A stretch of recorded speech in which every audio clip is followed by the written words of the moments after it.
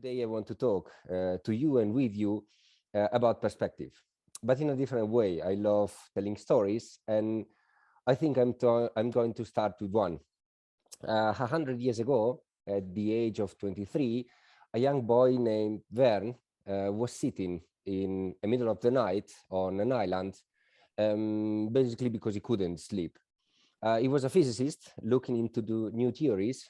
Back at the time, they were trying to figure out why an electron was jumping, let's say, from a Bohr orbit to another one in a discrete manner. But don't focus too much on these details. It doesn't really matter to the point of the story.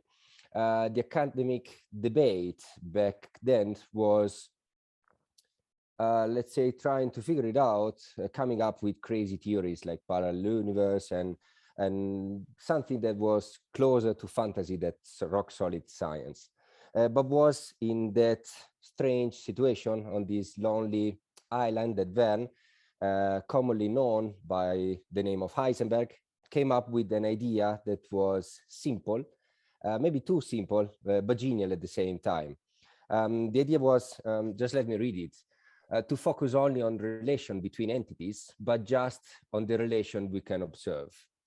This is a simple idea, by many defined, Einstein included, the most brilliant idea of humankind.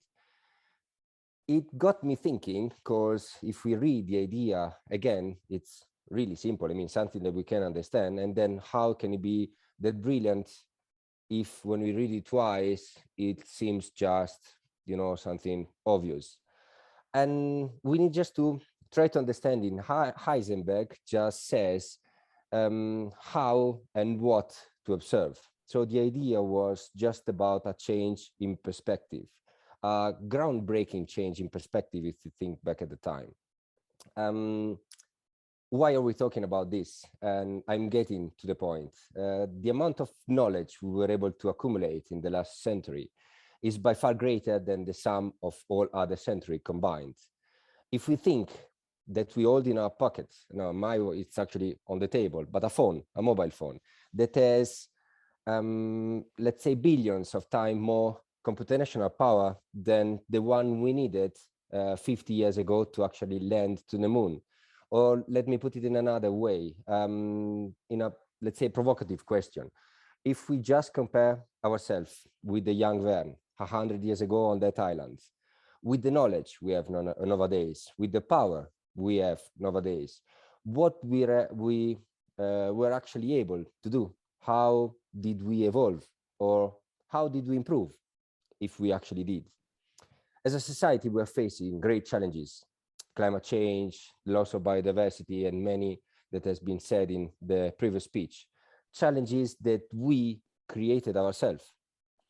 I think that we are in an extreme need of a new perspective, a better understanding of the place we occupy as humankind in the universe. COVID somehow helped us out. So please don't get me wrong. COVID helped us out to understand that we are nature, that we are part of it, and maybe made us understand that we need to put an end to the domination we have of nature, starting to work, to think, to live in harmony with nature once again. And that's basically our idea of gastronomy. So working in harmony with nature, embracing its complexity in search for sustainability. That for us is a very simple concept: health for us and the planet at the same time.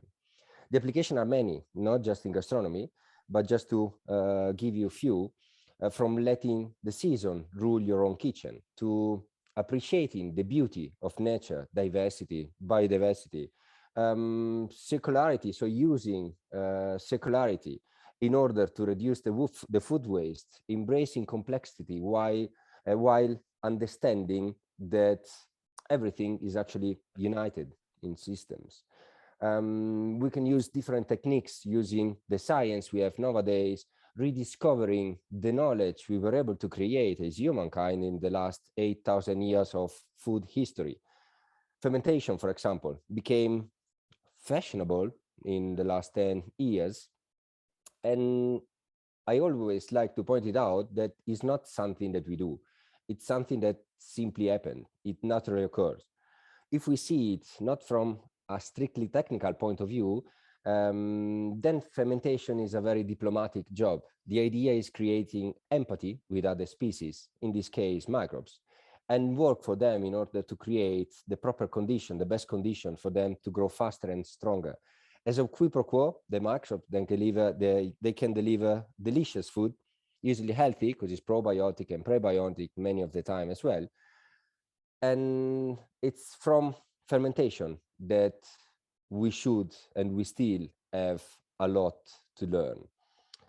In conclusion of my speech, I think that gastronomy, that culinarians play a key role in raising the awareness of the food and the kind of food we eat nowadays, and how we treat the planet in order to produce the food we are actually eating.